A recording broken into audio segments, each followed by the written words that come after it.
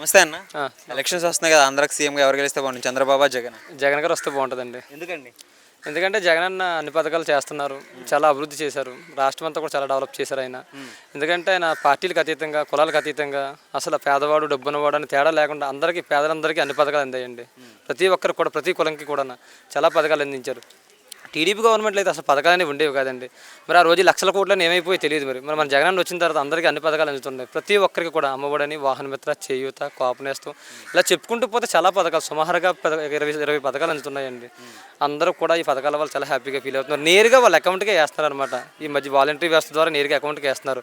పెన్షన్లు కూడా ఒకప్పుడు మా వీధిలో పంచాయతీ ఆఫీస్కి ఇబ్బంది పడేవారండి. ఒక 4 రోజులు 5 రోజులు అక్కడ చాలా ఇబ్బంది పడేవారు పెన్షన్లకి. ఇప్పుడు ఆ ఇబ్బంది లేకుండా వాలంటీర్లు ఉదయం వాళ్ళు తలుపు కొట్టి అవతాతలందరికీ, పెన్షన్లందరికీ అందజేస్తున్నారు.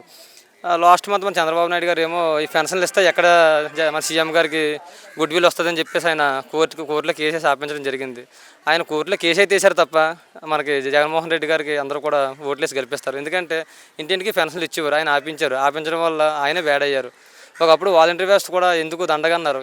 ఈరోజు ఆయన కూడా వాలంటరీ వ్యవస్థ చాలా బెటర్, 10,000 జీతం కూడా ఇస్తాను అని చెప్పేసి చెప్తున్నారు. అంటే మన జగన్మోహన్ రెడ్డి గారిని ఎంత గొప్పగా ఎంత గొప్పగా గవర్నమెంట్ తీసుకుంటున్నారో ఒకసారి మనం కూడా ఆలోచించాలి.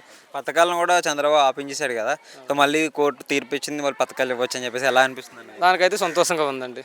అందువల్ల అయితే మేము సంతోషపడుతున్నాం పథకాల వల్ల. మళ్ళీ ఈ పథకాలు వస్తే అప్పుడు పథకాలు ఆపించడం వల్ల, ఎలక్షన్ కోడ్ వల్ల ఇప్పుడు చంద్రబాబు నాయుడు ఆపించారు, అందరూ బాధపడ్డారు. కానీ ఎప్పుడైతే ఇలా కోర్టు తీర్పు ఇచ్చిందో దానివల్ల అందరూ సంతోషంగా హ్యాపీగా ఫీల్ అవుతున్నారు.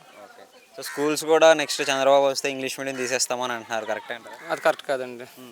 ఎందుకంటే ఒకప్పుడు స్కూల్ కూడా బాగుండేది కదండి, డెవలప్మెంట్ ఉండేది కాదు. ఈరోజు స్కూల్లో కూడా ఇంగ్లీష్ మీడియం వచ్చింది, పేద పిల్లలందరూ కూడా బాగా చదువుకుంటున్నారు.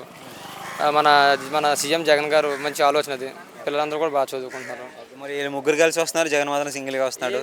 ఏమి చేయలేరండి, ముగ్గురు కలిసి వచ్చినా ఏం చేయలేరు. ఎందుకంటే గెలిచేది మీరు జగనే గెలుస్తారండి, వన్ సైడ్ జగన్ గెలుస్తారు మళ్ళీ.